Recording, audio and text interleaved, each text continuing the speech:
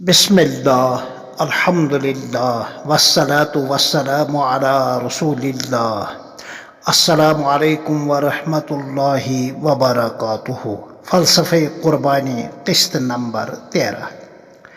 ओझड़ी, जिसको हम कश्मीरी ज़बान में डुम कहते हैं, ये हलाल है।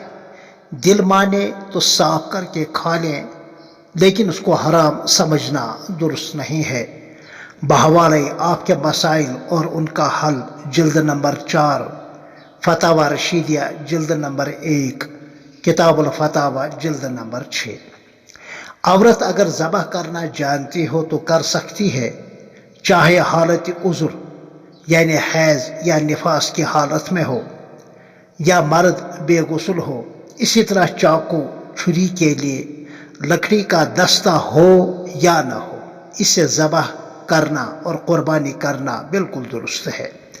अगर मर्द या औरत का बेगुस्ल रहना और बिला उज़्र इसमें ताख़ीर करना मकरूह है। क़ुरबानी चाहे 7 किस्मों में से किसी भी किस्म की क़ुरबानी हो, यानी क़ुरबानी के जो 7 किस्में हैं, मगर कसाई को बतौर उजरत खाल देना जायज़ नहीं है।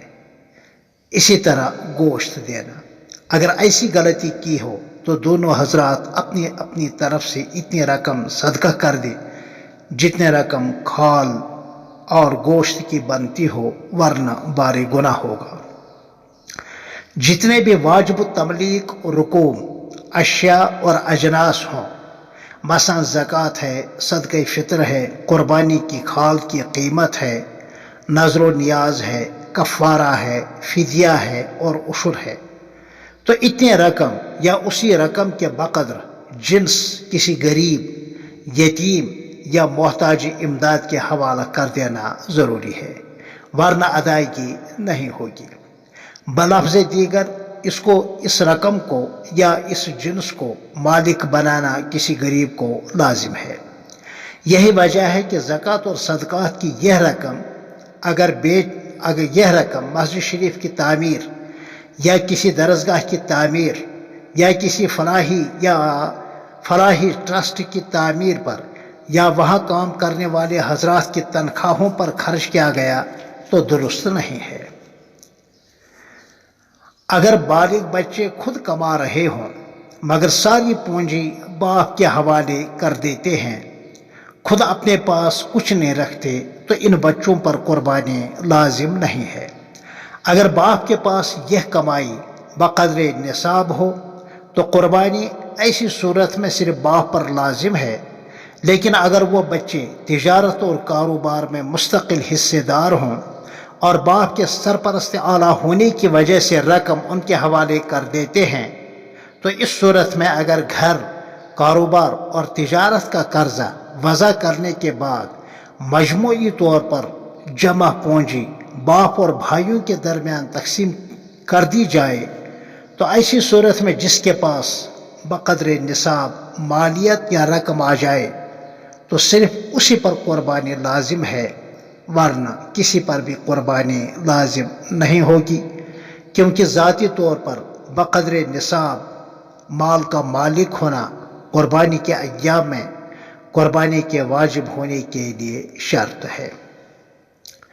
जीपी फंड जब तक सुबुकदोश यानी रिटायरमेंट न हो, सुबुकदोश होने के बाद हासिल नहीं हुई, तो इस जमा शुदा रकम पर क़ुरबानी वाजिब नहीं होगी। हाँ, अगर अपनी मर्जी से ज़ायद रकम जीपी फंड के नाम कटवाता है, तो अगर ये ज़ायद रकम इससे वसूल हो या वसूल न हो, मगर बक़द्रे निसाब होने की सूरत में क़ुरबानी, सदक़े फ़ितर और ज़कात लाजिम होगी।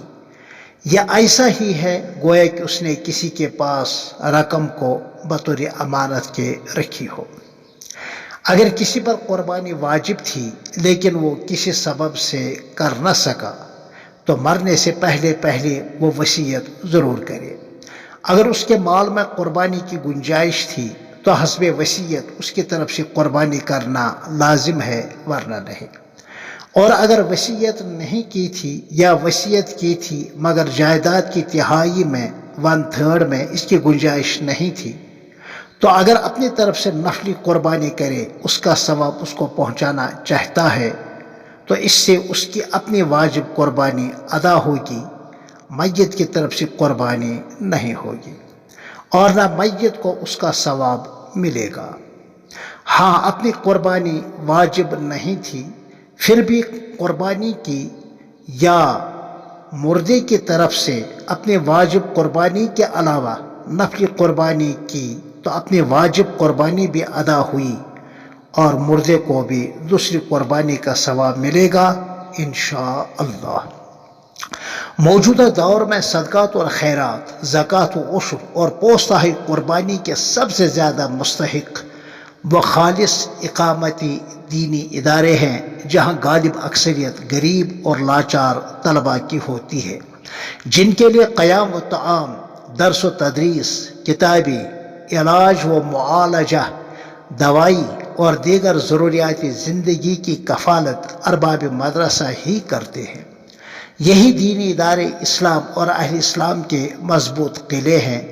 اس طرح آپ کی گاڑھی کمائی کے صحیح اور بہترین مصارف یہی خالص دینی مدارس ہے، جہاں اشاعت اسلام بھی ہے، حفاظت ایمان بھی ہے، صدقہ جاریہ کا ثواب بھی ہے، اور غربا و یتامہ پروری بھی ہے۔ ہماری وادی میں جو علمی و عرفانی بہار، دعوتی و اصلاحی فضا اور اسلام اور اسلامی علوم کے نشاط ثانیہ کا ماحول قدرے بنا ہوا ہے، الحمدللہ انہی دینی اداروں کی برکت سے ہے۔ ایارہ بیان، اپنی نفلی یا واجب قربانی کے بچے ہوئے گوشت کو بیچ دیا یا اپنے ہوٹل میں پکا کر لوگوں کو معاوضے میں کھلایا، یہ صورت جائز نہیں ہے۔ اس گوشت سے حاصل شدہ رقم کا صدقہ کرنا ضروری ہے، البتہ کھانے والے کو علم نہ ہونے کی صورت میں کوئی گناہ نہیں ہوگا، ورنہ معلوم ہونے کے بعد ایسے کھائے ہوئے گوشت کے بقدر رقم کا صدقہ کرنا بھی اس پر لازم ہے۔ السلام علیکم ورحمۃ اللہ وبرکاتہ۔ پھر ملتے ہیں قسط نمبر 14 میں، تب تک کے لیے السلام علیکم۔